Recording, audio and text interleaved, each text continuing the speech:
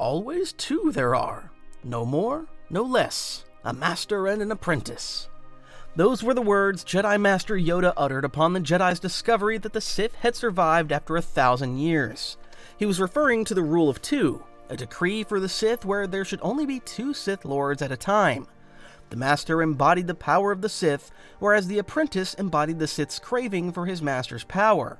And the Dark Lord responsible for this decree was Darth Bane, who saw the Sith's downfall and understood things needed to change if they were to survive and eventually destroy the Jedi. But to understand how he arrived at this conclusion requires a thorough examination of Darth Bane's life and the experiences that led him to establish the Rule of Two. Chapter 1. Early Life. The human male who would later be known as Darth Bane entered the world as Decil on the Outer Rim world of Apatros. His early existence was marked by the presence of his father Hurst, an abusive miner who held his son responsible for the death of his wife during childbirth. Hurst frequently directed his misery toward his child, going so far as to call him Bane, a word that refers to something that causes distress and misery. Growing up, Decil saw his existence as a bane to his father. By age 16, the boy labored in the dangerous mines full of cortosis, a rare metal capable of dissipating energy from blasters and lightsabers. It was in these mines where he developed a hardened exterior and a muscular build. He largely ignored the insults from his peers while finding solace in the company of a Neimoidian cantina owner named Groshik. Unbeknownst to Decil, he possessed a natural affinity for the Force and felt the pull of its dark side. One evening, a drunken confrontation led to a violent struggle where Hurst broke his son's ribs. Decil withstood the assault without a sound, but his mind burned with intense hatred. He envisioned his father's heart being crushed by an invisible hand, and the next morning, the man was dead. Decil had unknowingly tapped into the Force to commit his first murder. He subsequently gained a reputation for ruthlessness, defending himself against those who tried to emulate his father's cruelty. Years later, a man named Gerd attempted to gouge out Decil's eye during a drunken brawl. Relying on a premonition gifted by the dark side, Decil severed his attacker's thumb with his teeth, leaving his opponent defeated. Decil eventually drifted toward the local cantina to play a game of sabacc against miners and Republic soldiers. He proved to be a masterful gambler, winning a massive pot of 10,000 credits while antagonizing the soldiers with sharp verbal barbs. The tension in the room escalated as Decil manipulated the flow of the game to his advantage. Groshik watched with unease, sensing that the crowd was feeding off of the miner's growing malice. The Neimoidian warned him to exercise caution, but the young man remained dismissive of the danger. As Decil exited the cantina, the humiliated soldier and 2 comrades ambushed him. The soldiers were easily overwhelmed in physical combat until one of the soldiers drew a lethal vibroblade. Nevertheless, Decil utilized his unconscious connection to the Force to anticipate the strike. He disarmed the soldier and drove the blade into him, killing the man instantly. The remaining troops fled in panic to alert their superiors, leaving Decil with no choice but to rely on his friend. Groshik leveraged his underground contacts to smuggle the fugitive off-planet. He sought to send Decil toward the Sith, the ancient enemies of the Republic and the Jedi. As such, the young miner was thrust into the center of a galactic conflict where his capacity for hatred and violence would be forged into something far more dangerous. He left the life of a laborer behind, unbeknownst to him that his transition from a desperate miner to a master of darkness had only just begun. Well, the General has been making additions to his collection for several years now, and if you're anything like me, you've probably imagined what it could be like to own a saber yourself. So that's why I started my own store called Stickman Sabers, with a singular goal in mind. Make sabers that look amazing, being inspired by iconic designs, but specifically built to actually duel with. No worrying about babying them, just pick them up and go ham. They're equipped with state-of-the-art pixel technology, giving off an incredibly bright light that will light up the darkest rooms out there. And obviously have that iconic hum, just feels right the moment you switch it on. And for a limited time, if you pick a collector's saber up, you'll also get 2 combat sabers for free. So, if you ever thought about starting your own collection, this is a pretty good place to start. Links in the description, and now, let's get back to the video. Chapter 2. New Sith Wars and Training. At that time, the galaxy had been fragmented by the new Sith Wars. a 1,000-year struggle between the Jedi and the Sith that began in 2000 BBY and continued until Dessel's time. During that era of conflict, numerous Sith Lords carved out vast territories across the galaxy, eventually pushing toward the galactic core. To stop this expansion, Jedi leaders seized power as Lords to defend their remaining systems. Hoping to resolve the conflict through diplomacy, the Jedi High Council promoted the prodigy Skir Khan to Master. However, Khan proved to be a radical extremist. He abandoned the Order, convinced that their inaction caused unnecessary suffering. He gathered followers to form the Brotherhood of Darkness, effectively sparking a major shift during the war. Khan claimed he would consolidate all Sith territories to reform the Republic, but his true agenda was absolute control. In just a few months, he dismantled the most powerful Sith factions. As such, the Brotherhood emerged as the sole Sith Order, successfully claiming the fallen empires as their own. The Sith Lords within the Brotherhood, however, did not take on the title Darth, making them different from the traditional Sith. Khan believed doing so would allow the Sith to be more united and equal under a leadership system that was more structured and organized, essentially mimicking the way that the Jedi operated. The Brotherhood's leader believed this was the best way to end the 1,000-year war, as Khan hoped to destroy the Jedi. With his apparent gifts in the Force, Dressel was recruited into the Brotherhood as part of its large Sith army soon after escaping his homeworld. During the war, Dressel quickly rose to sergeant within the unit called the Gloomwalkers, using his Force sensitivity to guide his unit through deadly conflicts like the Battle of Kashyyyk. Although his commander, Ulabor, habitually took credit for these victories, Dressel earned the true loyalty of his peers. However, a crisis emerged during the Battle of Fasira when Ulabor planned to follow a fatal command. Dressel mutinied, knocking his superior unconscious to lead the squad himself. During the fighting, he was blinded by a grenade but discovered he could still perceive Republic soldiers through the Force, allowing him to eliminate them without the use of his sight. Unbeknownst to him, he had tapped into his latent power. After the battle, the Sith Lord Kopech learned of the insubordination but recognized the soldiers' potential. Instead of ordering a court-martial, Kopech offered Dressel a place at the Sith Academy on Korriban. He accepted the invitation, viewing it as an opportunity to shed his past. As such, he chose a new name to reflect his transformation and distance himself from his cruel father. He called himself Bane. Bane arrived at the Korriban Academy to begin his tutelage under the Sith Lord Cordus and Kasim. He initially immersed himself in the dusty archives, seeking ancient knowledge of the dark side, but the Masters discouraged this pursuit, as they deemed the records relics of a forgotten age. As such, Bane shifted his focus toward grueling physical and mental discipline. Despite his late start, he quickly ascended through the ranks, easily exceeding students who had been groomed for power since birth. After months of progression, he challenged a Makurth student named Foharg who had bested him in a prior engagement. Bane defeated him, but Foharg mocked him, so the surge of rage compelled him to lash out with a wave of Dark Force energy. He killed the student in direct defiance of Blade Master Kasim's instructions. But unexpectedly, Cordus was impressed by the display. The Sith Lord urged the Blade Master to provide the apprentice with additional attention. However, the victory left Bane deeply unsettled. He realized that he had been responsible for his own father's death years prior, and this revelation forced him to confront his inner turmoil. He began to doubt the teachings of his masters, causing his connection to the dark side to wither. Fearful of falling behind his peers, he foolishly challenged the formidable Zabrak named Sirak. The duel proved disastrous, as the older student easily bested him and nearly ended his life. Shunned by his mentors and cast out by his peers, the broken apprentice turned back to the archives in desperation. Within the ancient scrolls, he found a different history of the Sith, one that suggested the current Brotherhood of Darkness was inherently flawed. He questioned why none of the current lords dared to take the title Darth. Upon confronting Kasim, he learned that Lord Skir Khan had explicitly forbidden the title to prevent the internal strife that had nearly destroyed the Order ages ago. Bane grew convinced that Khan's leadership was weak, for it favored political unity over true power. A Jedi deserter named Githany arrived at the Academy, and Bane saw an opportunity to regain his standing. Githany viewed him as a tool against her rival Sirak, so she offered to teach him Forbidden Force techniques.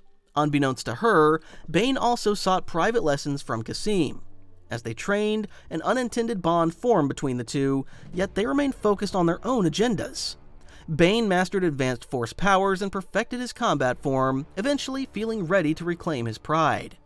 He challenged Sirac once more, playing the duel carefully before wounding his rival and sending him to the medical wing. In the aftermath, Kasim gifted him a curved hilt lightsaber that had once belonged to his own master. Kasim revealed he had killed his mentor to test his own skill, and this lesson left a profound mark on the apprentice. Summoned by Cordis, Bane was told to abandon his research.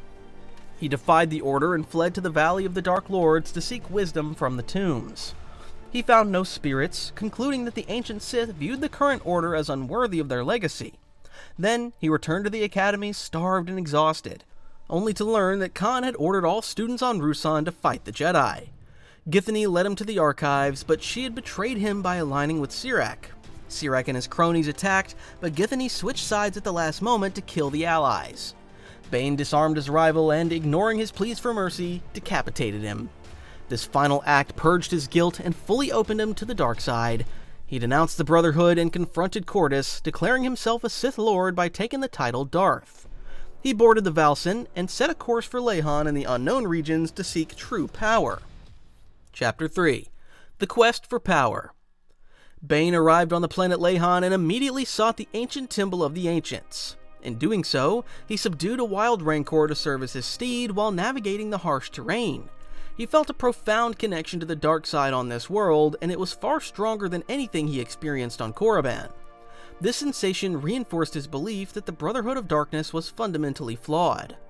Upon reaching the temple, Bane began a meticulous search for hidden artifacts. The structure appeared abandoned, but he sensed a latent power radiating from within. He continued his search until he discovered a holocron crafted by the Sith Lord Darth Revan millennia ago. Bane felt his faith was rewarded as he activated the device and spent several weeks absorbing its contents. One of the most powerful secrets he learned from Revan's holocron was the Thought Bomb, a weapon that could be created as a result of a Sith ritual that united the dark willpower of many Sith Lords into one. When unleashed, it could be powerful enough to completely annihilate every force-wielding being caught within its radius and absorb their souls into a vortex meant to forever torment them. Bane realized this weapon could be invaluable for his plans. While studying Revan's holocron, he also learned more about the true nature of the Sith in those weeks than he had throughout his entire tenure at the Academy. Nevertheless, the knowledge validated his conviction that the current order had to be destroyed for the Sith to ultimately conquer the Jedi. Under Khan, the Brotherhood of Darkness weakened the Sith as they operated on the principle that they were all equal, with only a few officers acting as leaders instead of absolute masters of the dark side. Bane realized this had diluted the Sith's strength as no one in the Brotherhood of Darkness sought absolute power. In his studies, he learned that true strength in the dark side comes from individuals seeking power instead of sharing it among thousands. That was what always made the Sith different from the Jedi. The Sith promoted strength through individualism, whereas the Jedi believed in strength and unity. But for Bane, the dark side should never be shared, for doing so weakens it. The Force is not fire. It cannot be passed from one user's lit torch to another's, and another's, until an entire hemisphere is illuminated with a blaze of million lights. Darth Bane.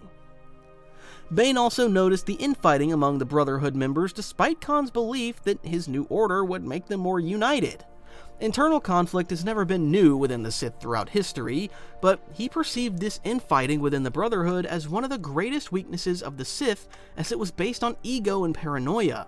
He feared the possibility of lesser Sith teaming up to overthrow stronger ones, lowering the overall strength of the Order. Realizing the current order needed to be destroyed to create a new and stronger version of the Sith, Darth Bane's resolve grew. He essentially sought to fulfill the prophecy of the Sithari. Like the Jedi's prophecy of the Chosen One, the Sith had an ancient legend prophesizing the coming of an individual that would lead and destroy the Sith to recreate the Sith so that it would become more powerful than ever. They called this being the Sithari, a messiah set to save the Sith from their weakness. With Bane seeking the destruction of the current order to make way for a new path for the Sith, he was believed to be the Sithari of legend. Chapter 4. Khan's Treachery. While Bane was busy seeking power and knowledge, the war between the Sith and the Jedi had reached its boiling point as 1,000 years of fighting was nearing its end. The Brotherhood of Darkness had prepared for this decisive battle on Ruusan. Meanwhile, the Jedi Order countered the Brotherhood through the Army of Light under the leadership of Jedi Lords. The army had been formed as a response to the growing threat of the Brotherhood of Darkness, as different leaders within the Jedi allied and mustered up their forces for its creation. The Army of Light had forced the Sith back against the wall by recovering many of the Republic's lost territories, eventually leading to 6 battles on Ruusan. Kaan and the Sith were near defeat until the Brotherhood of Darkness shifted the momentum through an orbital blockade that allowed them to gain near absolute control over the planet's airspace, preventing the Jedi from sending their ground troops. As the battle between the Sith and Jedi continued, Lord Kaan grew fearful of Bane's intentions. The leader of the Brotherhood dispatched the Blade Master Kasim from Ruusan to eliminate his former student. Githany had experienced a vision of Bane on Lehon, so Kaan knew exactly where to send the assassin. The Twi'lek Master arrived at the temple and confronted Bane with the clear intent to kill him. A heated lightsaber duel ensued, but Bane soon gained the upper hand and forced the Blade Master into a corner. However, Kasim split his double-bladed lightsaber into 2 separate weapons. Bane had no experience against this technique because Kasim had always showed contempt toward dual-wielding during training.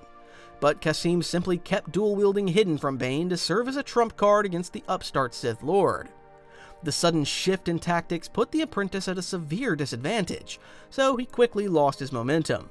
Bane was sent tumbling down a staircase as his opponent advanced for the killing blow. Furious at his own vulnerability, he remembered he understood the temple layout far better than his adversary. He unleashed his anger into a massive blast of dark force energy. Kasim raised a shield to protect himself, but the force of the blast caused the temple to collapse upon him, effectively ending his life. Bane then sent a messenger drone to Ruusan to inform Kaan of the death, while simultaneously providing instructions for a ritual to create a thought bomb.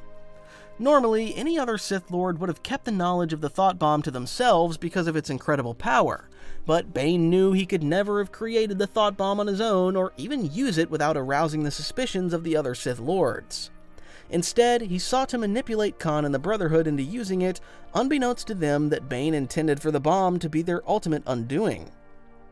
Meanwhile, Kaan felt certain of victory on Ruusan as his orbital blockade prevented Jedi reinforcements from landing. After sending Kasim to eliminate Bane, the leader of the Brotherhood received a message from his rival requesting a return to the fold. Githany, however, convinced Kaan that Bane remained a dangerous threat and volunteered to execute him. Kaan agreed, so she traveled to the barren world of Ambria to meet her former lover. Bane waited on the shores of Lake Nath, a place steeped in dark side energy. He contemplated the future of the Sith and wondered where he would find a worthy apprentice to inherit his knowledge. When Githany arrived, they shared a passionate kiss, but he immediately tasted poison on her lips. Unbeknownst to her, he sensed the trap and had kept it from her. He initially considered Githany as a potential apprentice because he knew she understood the very essence of strength within the dark side, but he soon realized her loyalty to the Brotherhood was absolute. He dismissed her, confident the small dose of poison would not kill him. However, Githany had been clever. She used a minor toxin to mask the presence of a far more lethal substance known as Synox. As the poison took hold, Bane fell into unconsciousness. However, a group of scavengers stumbled upon his lightsaber, giving the Sith Lord an opportunity to survive. He seized control of the weapon with the Force to slay the men to absorb their terror and dying agony to fuel his own vitality. But the agony of the scavengers was merely a temporary reprieve, as it was not enough to completely heal him back to his prime. Strengthened just enough, Bane sought out a healer named Caleb who was attending to battle victims nearby. The healer, while not aligned with either the Sith or the Jedi, possessed incredible healing powers by virtue of the Force. However, his power stemmed from the natural power around him, allowing him to heal any ailments. When Bane sought out his healing powers, Caleb initially refused to aid the Sith Lord, but Bane sensed the man's daughter nearby. He threatened to drop the girl into a boiling pot unless the healer complied. Caleb relented and purged the poison from Bane's system, fearing for his daughter's safety. Fully revitalized, the Sith Lord prepared to return to Ruusan. He considered killing the healer as a loose end, but ultimately spared him, deciding that Caleb might prove useful at a later date.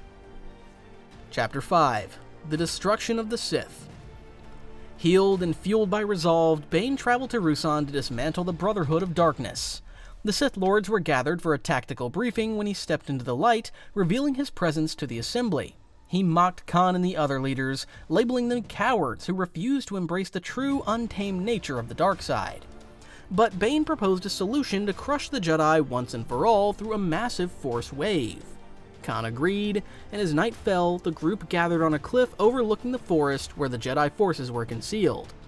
Bane acted as the conduit for the ritual, drawing immense power through himself to summon a devastating lightning storm.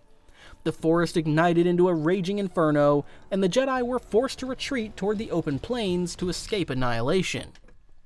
Unbeknownst to the other Sith, Khan became terrified by the sheer magnitude of the power they had unleashed. Fearing he would lose control, he abruptly cut the ceremony short and ordered the Brotherhood to abandon the ritual in favor of traditional warfare. Bane was furious, realizing that the Brotherhood prioritized personal ego and extravagance over the dark side itself.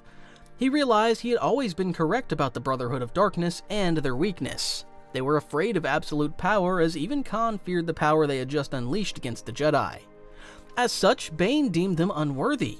Githany attempted to justify Khan's erratic command by claiming it was more enjoyable, but her words only confirmed to Bane that she had been hopelessly corrupted by the Brotherhood's weakness. Kopech was the last to depart, offering a parting warning that Bane's singular devotion would never be tolerated by the Lords. Bane returned to the empty Sith camp to continue his work of destruction. He was soon confronted by Cordis, who attempted to feign allegiance. The former head of the Academy claimed he understood Bane's true purpose for coming to the planet. However, Cordis was mistaken, for he believed Bane wanted to seize control of the Brotherhood. Bane corrected him, stating he had arrived only to see it burn instead of taking over as its new leader. He struck Cordis with the Force, and when the wounded man begged for the honor of a lightsaber duel, Bane refused the request with disdain, opting to choke the life from Cordis, leaving him dead in the dirt. With the obstacle of Cordis removed, Bane entered Khan's tent to communicate with Admiral Adriana Nyres, who commanded the Sith fleet in orbit. He ordered her to engage the Jedi reinforcements. Although this would allow the Jedi to land their dropships, it was exactly what Bane intended. The ships descended, and the Jedi immediately joined the front lines to aid Hoth, pushing the Sith back from their near victory. However, while the Jedi knew that they had been aided, they were unaware of Bane's true motives. Even the Brotherhood of Darkness was not aware they were Bane's actual targets. Meanwhile, knowing his final chance of beating the Jedi's ground troops had been foiled, Khan returned to the camp in a state of agitation, only to find Bane waiting. Bane confessed to breaking the blockade, but he pivoted the conversation to ensure Khan would not suspect him of betrayal. He manipulated Khan's desperation into making him believe this was all part of a plan into ultimately destroying the Army of Light by using the legendary Thought Bomb. Khan, however, wanted to ensure the upstart Sith Lord was not manipulating him. He played his final card by attempting a mind trick to convince Bane of his own insignificance. As the Lord of the Brotherhood, he had succeeded in that regard. Khan then planned to lure the Jedi into a cave, detonate the Thought Bomb, and kill every Force user present, including his own followers, before returning to finish off Bane. He ordered the Sith Lord to remain behind as he wanted to be the one to kill him himself. During that time, however, Bane feigned obedience. In truth, he easily resisted Khan's mental intrusion to make him believe that he was weak. Bane also deceived the Dark Lord into believing he could survive the blast, which was impossible even for the most powerful Sith or Jedi. To that end, Khan led his followers into the depths of the caves, save for those who attempted to flee. The Army of Darkness pursued them deep underground with their full force, motivated by their desire to destroy their fleeing enemies once and for all. But upon reaching the caves, they were unable to stop the detonation. The Thought Bomb erupted, extinguishing every life within the cavern, including Khan himself. Lord Hoth and every single Jedi in the Army of Light who were aware of Bane's survival were also killed in the blast, as the sole Sith Lord made sure to leave no witnesses. As the bomb worked perfectly, Bane stood kilometers away, sensing the sudden absolute silence in the Force as the Brotherhood was annihilated. The remaining Jedi, ignorant of Bane's survival, concluded that every Sith had been destroyed. The campaign had ended exactly as he planned. Bane had ended the new Sith Wars, with both the Brotherhood of Darkness and the Army of Light annihilated. Chapter 6. The Rule of Two. At that point, Darth Bane was free to rebuild the Sith according to his own designs and will, as he was the only surviving Sith Lord following the Battle of Ruusan. But he realized through his studies of the ancient Sith history that for thousands of years, they had failed to completely annihilate their enemies, the Jedi. It was not because they were weak, but it was because they all craved power. The dark side required the Sith to seize power, often leading to infighting and disunity among different Sith Lords who all wanted power for themselves. As the Sith were too busy killing each other, they made themselves vulnerable to the more united and organized Jedi. But when the Sith lacked the appetite for power, they were weak. Bane believed the Brotherhood was the embodiment of the Sith's weakest state, as none of them craved absolute power and control, so he remedied such weakness by destroying every single member of the Brotherhood, allowing him to recreate the Sith to his image. And this image was a Sith Order abiding by his rule of two, where it would always be composed of only two Dark Lords, a Master and an Apprentice. The Master's purpose was to be the vessel of all the power of the dark side. He was meant to embody the very essence of the Sith. On the other hand, the Apprentice's role was to crave this dark power hard enough to eventually overpower the Master and take over his role. Then the cycle would continue as the new Master would take on a new Apprentice, who would then lust for the power possessed by the Master.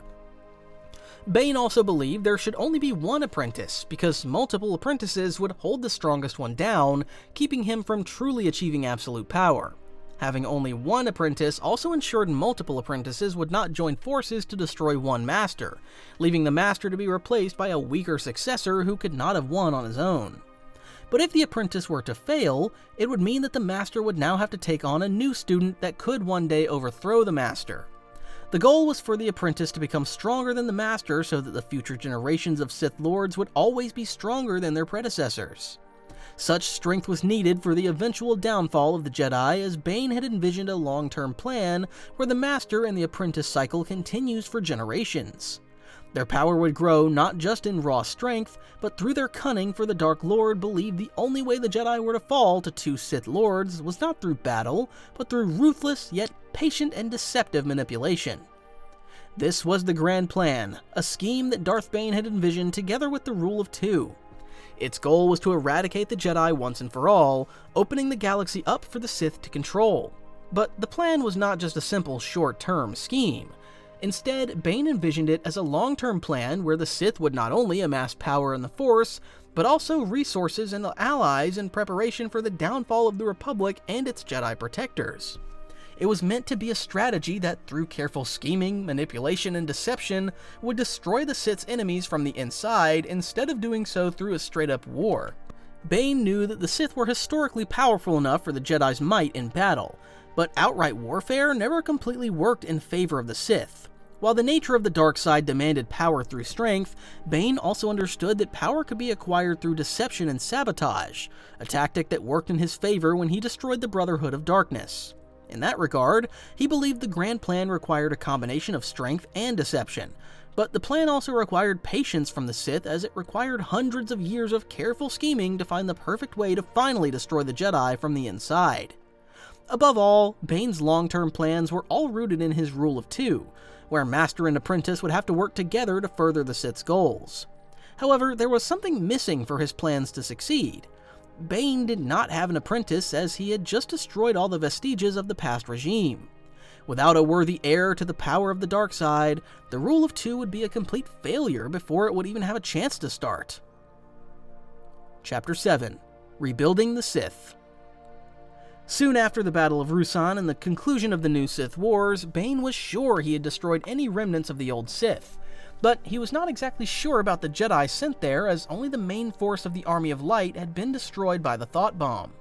So, while exploring the scarred landscape of Ruusan, he encountered a young girl with blonde hair named Xana. She had been separated from her Jedi companions and forced to survive in the wilderness.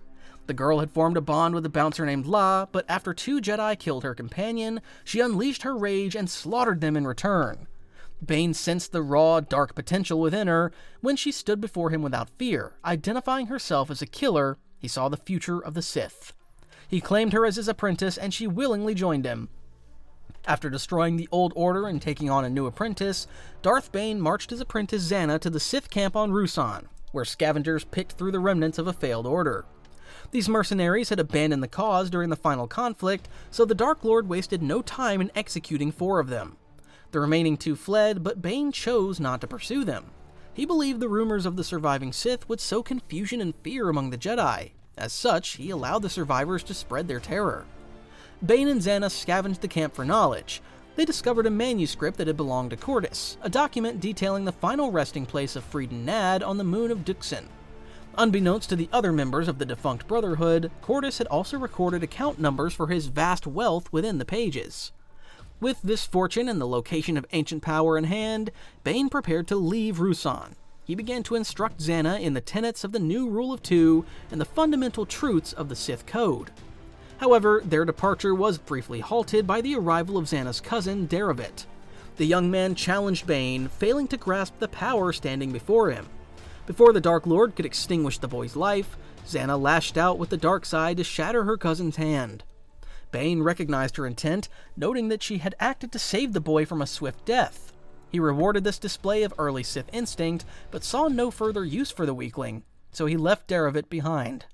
He ordered Xana to meet him on Onderon in 2 weeks, intending for her to prove her resourcefulness while he journeyed to Duxin alone.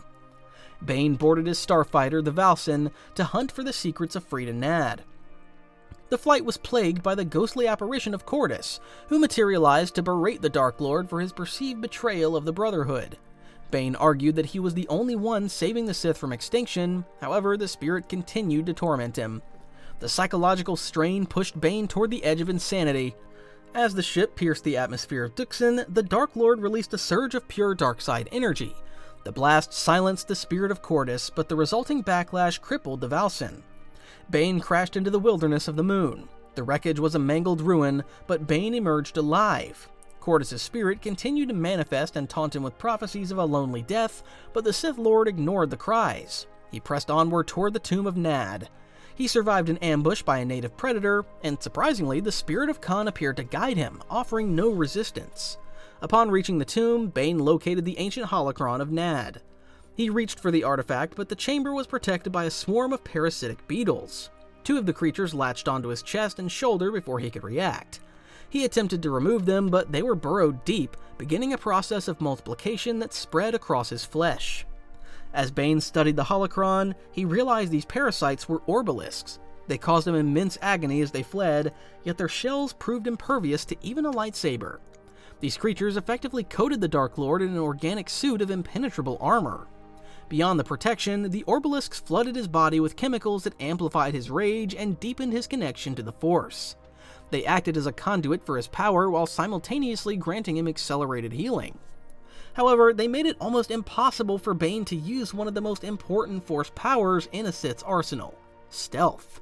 The orbalisks were so noticeable that Bane could not openly operate in public without arousing the suspicion of the Jedi. Nevertheless, he was now more powerful than ever, fueled by the immense power of the dark side. Soon after absorbing the knowledge within the holocron, Bane emerged from the tomb. He used his mastery of the dark side to dominate a flying Drexel, riding the beast toward the edge of the atmosphere where the moon of Duxin drifted near Onderon. He descended upon the planet to find Xana trapped by a group of beast riders. Bane unleashed death from the back of his mount, slaughtering the attackers and securing his apprentice. She had proven her capability, and now the true training would begin. Chapter 8: The Master and the Apprentice. Following the events on Duxin and Onderon, Bane and Xana secured a vessel from a Neimoidian merchant and departed the planet, establishing a remote base on Ambria. They spent the next decade in seclusion, utilizing credits from Qordis to construct a vast intelligence network of spies who operated under their instructions. With that, they gathered secrets intended to facilitate the eventual destruction of the Jedi and the attainment of absolute galactic control. The foundations of the grand plan had been laid early as the Sith Lords patiently plotted against their enemies right under their noses. Throughout that time, Bane operated under the alias Lord Eddles, as such maintaining the cover established by his predecessor. He instructed Xana in the dark side and the strict philosophy of the Rule of Two to ensure that his apprentice would carry on his teachings to her eventual apprentice if ever Xana were to successfully overthrow him.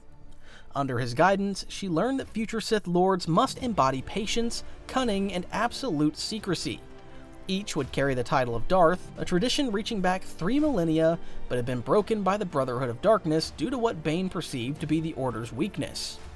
But unbeknownst to them, prisoners on Akratar told the Jedi that Bane was the fabled Sithari. The Jedi, however, remained convinced that Bane had perished during the Ruusan campaign. The archivist Rastelli Quist even documented him as a failed champion in the training manual known as the Jedi Path. As such, the Jedi Order brushed off what should have been a threat, firmly believing that all the Sith had been killed. This secrecy, meanwhile, was also part of Darth Bane's long-term plan under the Rule of Two. He believed that if the Jedi were to believe that the Sith were indeed extinct, they would grow complacent, unable to sense the growing darkness and danger that was to eventually come for them. So, as the Sith Lords would grow in power with every generation of master and apprentice, the Jedi would gradually weaken, believing there was no need to be strong without a powerful enemy threatening their existence. Meanwhile, Zannah performed various tasks during this era, including the incitement of local rebellions across the galaxy. She did this to distract the Republic, but the Master was careful to ensure these groups suffered defeat. He sought to weaken the Republic without allowing any faction to grow strong enough to usurp its authority. In 990 BBY, the apprentice traveled to Sereno to sabotage a plot by the Anti-Republic Liberation Front to kidnap a former chancellor. She succeeded in her objective and returned with a nobleman named Hetton and his 8 Umbaran shadow assassins. These assassins attacked the Sith Lord upon arrival, but he easily dispatched them and executed Hetton. Bane fell into a mindless rage and nearly struck down his own apprentice. Zannah survived only by proving the incident was a calculated ploy to secure the location of Tython. This world housed the fortress of Belia Darsu and, more importantly, information on the creation of holocrons. Bane had failed multiple times to construct his own and was eager to master the art. With that knowledge, he departed for Tython while ordering Zannah to infiltrate the Jedi Temple in disguise. He wondered if his Orbalisk armor hindered his growth and commanded her to research methods of removal. Bane navigated Darzu's fortress and decimated an army of techno-beasts to claim the prize. With that, he successfully unlocked the secrets of holocron creation from the ancient device. Nevertheless, his triumph was short-lived, as Zannah arrived on the planet with her cousin, Darevit. The boy had previously revealed the existence of the Sith to the Jedi Council. He encountered Zannah at the temple and recognized her as his childhood friend despite her elaborate disguise. The pair fled to Tython, but Darevit had already alerted the Jedi to their presence, bringing the full weight of the Order closer to the two masters of the dark side. Chapter 9. Battle on Tython. Soon after realizing that their cover had been blown, the Sith Lords prepared for the coming of their Jedi enemies. Zannah informed her master that their adversaries had arrived, so they prepared a fierce confrontation within the ancient fortress of Darzu. Bane utilized his devastating fighting style and the natural protection of his Orbalisk armor to dominate the battlefield. Meanwhile, Zannah successfully eliminated Ras Tal Su and Saro Zaj, but the conflict remained perilous. Bane managed to kill Valentine Farfalla and severely injured Warrer Domat. As he prepared to execute the final Jedi, Johanna Thone, with a surge of Force lightning, Warrer generated a protective bubble that reflected the energy back at the Sith Lord. The lightning severely burned Bane and killed the Orbalisks, which subsequently released a lethal poison into his body. Zannah dispatched Othone quickly and rushed her master to her ship. Recalling his previous instructions, she set a course for the healer Caleb on Ambria, taking Darevit along as well. The healer initially refused to aid them, so Zannah found herself without leverage. Caleb promised to cure Bane only if she surrendered both herself and her master to the Jedi.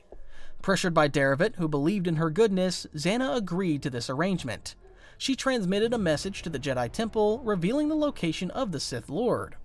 Caleb began the healing process, and days later, Bane awoke free of the Orbalisk armor and the poison. He was still too tired and weak from the poison, but upon learning of her plan to surrender, he was deeply disappointed and demanded she end his life to spare him from imprisonment. Despite Zannah's reassurance that they had a chance to survive the Jedi, the weakened master continued to beg his apprentice to kill him right then and there as he fell into unconsciousness once more. However, Zannah's strategy worked. She killed Caleb and used her dark arts to drive Darevit into a state of permanent madness. When the Jedi arrived to make their arrests, Zannah and Bane remained hidden beneath the hut. They observed as the Jedi encountered the crazed Darevit, who attacked them in his confusion. The Jedi killed him immediately, assuming they had finally destroyed the Sith threat. Once the area was clear, Bane emerged and grabbed his student by the throat in a rage, fearing they had been captured. Zannah explained the deception, proving her ingenuity. To that, Bane admitted he had severely underestimated her capabilities and expressed his immense pride. He realized then that she possessed the strength to continue their legacy. After all, the continuity of the Rule of Two did not only rely on sheer strength and raw potential in the Force, but also on the Sith's ability to deceive and manipulate their way to power and survival. Bane saw those qualities within Xana, understanding that she was worthy of the Sith. One day, he told her she would command enough power to overthrow him and claim an apprentice of her own to ensure the survival of the Sith. "You still have much to teach me. I will continue to study at your feet, Master. I will learn from your wisdom. I will discover your secrets, unlocking them one by one until everything you know, all your knowledge and all your power, is mine. And once you are no longer of use to me, I will destroy you." Darth Xana to Darth Bane. Chapter 10. Bane's Uneasiness. By 980 BBY, Darth Bane and his apprentice Xana had established a base of operations on Ciutric IV. They occupied a sprawling mansion and commanded immense wealth, which they funneled into an expanding network of spies designed to facilitate the eventual destruction of the Jedi. Bane meticulously compiled his dark knowledge into a holocron, yet he grew increasingly disillusioned with Xana. Despite knowing that his apprentice had the power and mindset of a true Sith, he noticed that she seemingly did not crave for power. She showed no ambition to claim the title of Dark Lord, leading Bane to fear she was weak and merely waiting for him to age. He believed this hesitation betrayed the fundamental purpose of the Rule of Two, which demanded that an apprentice seize power while the master remained strong. However, Xana was seemingly content with being the apprentice, waiting for her time to take over when Bane had become too old and weak to resist her. Unbeknownst to Bane, Xana had refrained from attacking him for two distinct reasons. First, she observed his deteriorating physical form, but she remained wary that this decay was merely a trick to lure her into a premature strike, as she believed he was testing her patience. Second, she desired to acquire an apprentice of her own before challenging her master. She acted as such to ensure that if she defeated him, she would be prepared to continue the legacy of the Rule of Two without any delay. Nevertheless, she kept these intentions hidden, so she could prepare for the inevitable confrontation in total secrecy. Meanwhile, Bane's anxiety was further compounded by his deteriorating physical condition. He was aging rapidly, a byproduct of his relentless immersion in the dark side and the lingering trauma from injuries sustained on Tython a decade prior. As such, Bane began hunting for a way to cheat death. He wanted immortality, a power he never dreamed of acquiring when he conceptualized the Rule of Two. This was the very essence of the dark side and, unbeknownst to even Bane himself, the Rule of Two. While he would have wanted his apprentice to eventually overthrow him by becoming stronger, the role of the Master was to hold on to power for as long as he could, as the Sith were never known to share power so easily. Through his quest for immortality, he unknowingly furthered his role as a Master, wanting to ensure Xana would not take his role so easily. As he continued his research, Bane discovered rumors of an ancient Sith Lord named Darth Andedu who had supposedly mastered the art of living for centuries. Determined to inherit this secret, Bane resolved to secure his legacy. Posing as a wealthy merchant named Seppo Mech, the Sith Lord arranged a meeting at a local cantina with Argyle 10, a scholar of Sith artifacts. Bane held the man in low regard, viewing him as a pretentious amateur who knew nothing of true power, but he recognized 10's utility in locating rare relics. The merchant had been tasked with tracking down information regarding Andedu, and after a prolonged search, he provided Bane with an ancient manuscript. This text pointed directly to a fortress on the deep core world of Prelude. Bane orchestrated a diversion to keep Xana occupied, sending her to the planet Doan to investigate the recent murder of a Jedi. Once his apprentice departed, the Dark Lord boarded his ship, the Triumph, and set a course for Prelude. Upon arrival, he breached the fortress of Andedu only to be met by a cult known as the Malevolence. These zealots defended the tomb, but Bane slaughtered them with ease. He recovered the holocron of Andedu, yet the gatekeeper inside proved stubborn and refused to impart the secrets of immortality. Unbeknownst to the spirits trapped within, Bane was not a man to be denied. He forced his consciousness into the device, violently ripping the forbidden knowledge from its core. In doing so, he mastered the technique of essence transfer, an ability that allowed him to cast his spirit into another physical vessel. The ritual was perilous, but Bane was confident his will was absolute. He now possessed the means to survive indefinitely, provided he could find a suitable target to host his dark presence. He intended to ensure that the Sith line would never end, even if it meant taking the body of his own apprentice. Chapter 11, Prelude to the End. After obtaining his new powers of immortality, Bane returned to Sutric 4, but found that his apprentice Xana was absent. Upon entering his mansion, he was suddenly ambushed by a Force-sensitive htey known as the Huntress and a squad of soldiers. He fought back and killed several of the attackers. However, the htey managed to plunge a blade coated in Synflax into him. This powerful neurotoxin was designed to incapacitate even the strongest beings, and as such, Bane lost consciousness. Unbeknownst to him, he was taken by the htey to the planet Doan, as she had been hired to do so. The Huntress's benefactor was the same young girl Bane threatened with death decades back. This woman was the healer Caleb's daughter, Sarah, who had become the Princess of Doan after marrying into the planet's royal family. For a long time, she blamed the Sith Lord for her father's death, wanting to seek vengeance. With Bane in her possession, she was now free to exact her revenge for what she believed was the doing of the Sith Lord himself. Deep within the stone prison, Sarah began to torture the Dark Lord with a variety of agonizing poisons. Nevertheless, Bane insisted that he had not killed her father. Sarah ignored his claims, but she was shocked that the Sith Lord refused to beg for mercy. Instead, he fed on the pain and mocked his captor, explaining that her father died because he was weak, just as he had been captured because he was not strong enough. Furious, Sarah injected him with more Synflax to silence him and left the cell.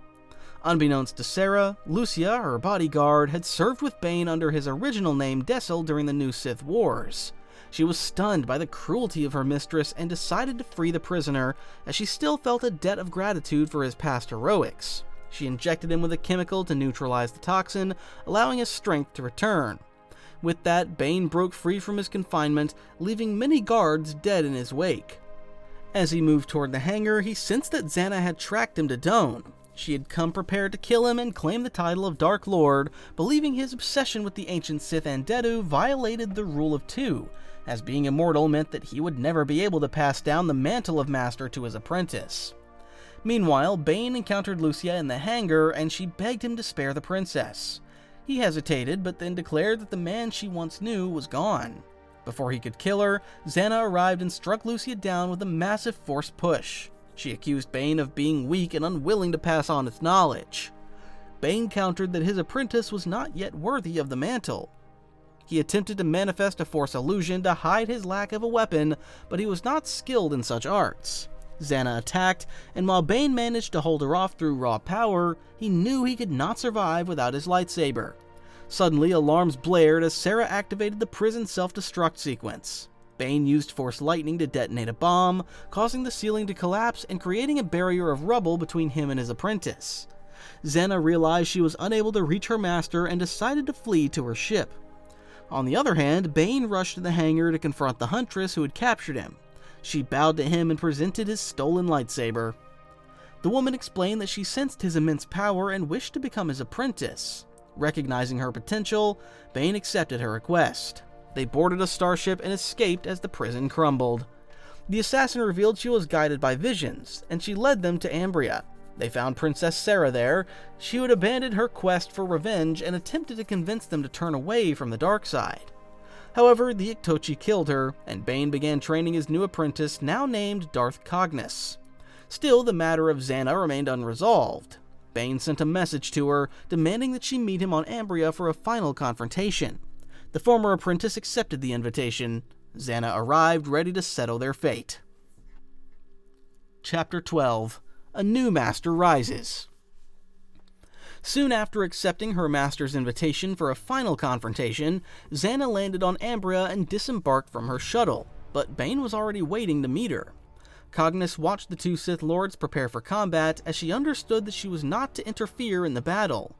After Bane revealed that Cognis had joined the dark side, the former Huntress told Xana that if Xana defeated Bane, she would swear her loyalty to her as an apprentice. The two Sith Lords then drew their lightsabers and engaged in combat. "I wondered why you chose this place to meet. I thought it might have some symbolic meaning for you. The last time we were here, you were too weak to even stand. You were helpless, and you thought I had betrayed you to the Jedi. You said you would rather die than be a prisoner for the rest of your life. You wanted me to take your life, but I refused. You knew I still had things to teach you. You swore you would not kill me until you had learned all my secrets. That day is here. I've surpassed you, Bane. Now I'm the master. Then prove it. Darth Xana and Darth Bane. Knowing that the loser would die, both fought furiously, but Bane slowly pushed Xana back.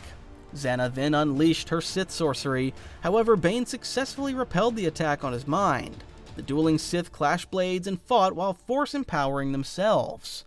Bane gained the upper hand, forcing Xana to back off while using her Force sorceries to try to keep the Master at bay.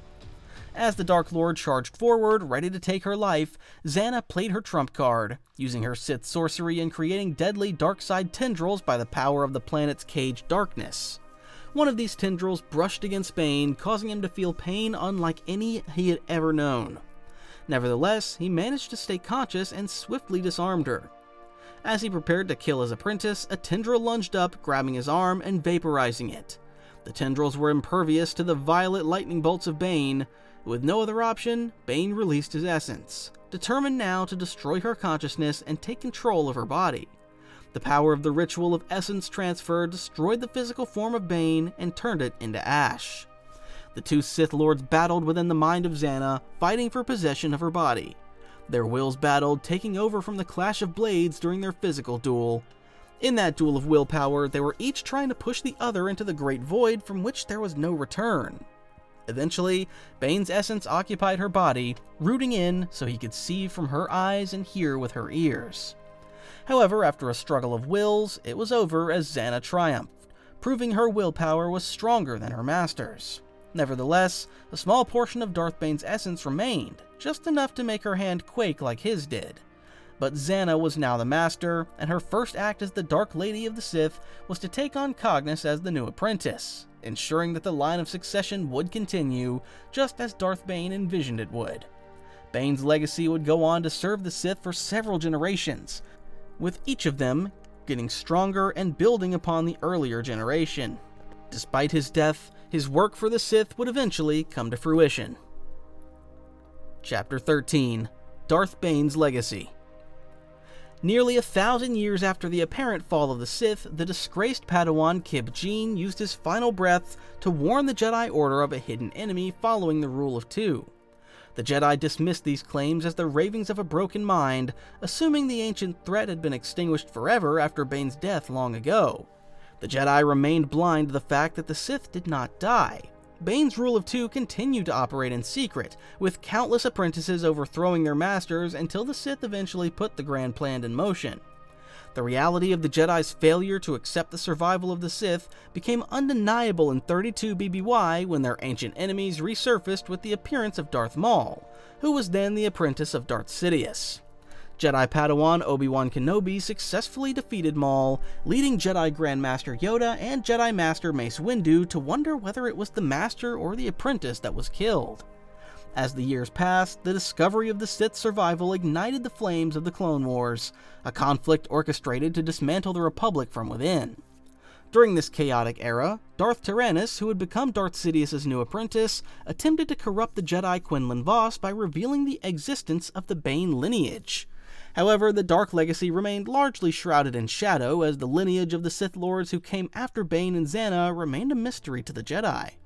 Then, during the height of the Clone Wars, Yoda realized the Jedi's existence was at risk. He then sought knowledge on how to preserve consciousness after death, believing that such power would be useful if the Sith were to indeed succeed at destroying the Jedi. Yoda traveled to the Sith homeworld of Korriban. Within the desolate Valley of the Dark Lords, he entered the tomb of Darth Bane. There, a towering, spectral figure emerged from the stone, attempting to lure the Jedi Master into a trap of dark ambition. Yoda saw through the manifestation, recognizing that Bane's specter was only a hollow illusion. He also recognized Bane as the creator of the Rule of Two, a knowledge he learned of from the Jedi's ancient archives.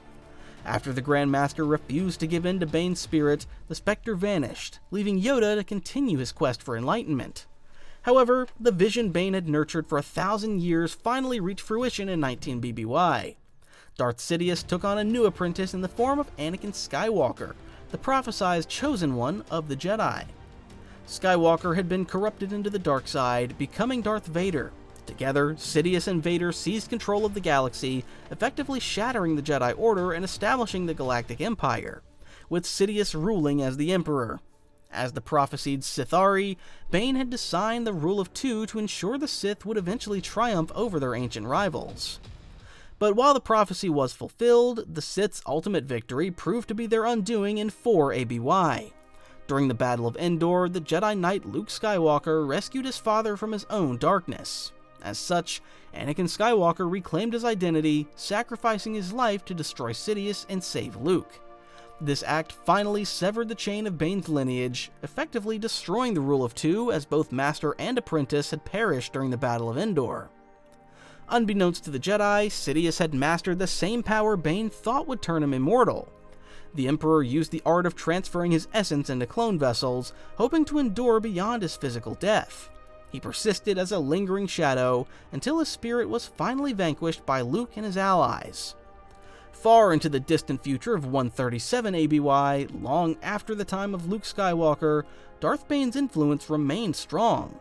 Darth Krayt, who re-established the Sith Order in secret in the form of his one Sith, accessed Bane's holocron on Korriban, seeking guidance on surviving his own parasitic affliction.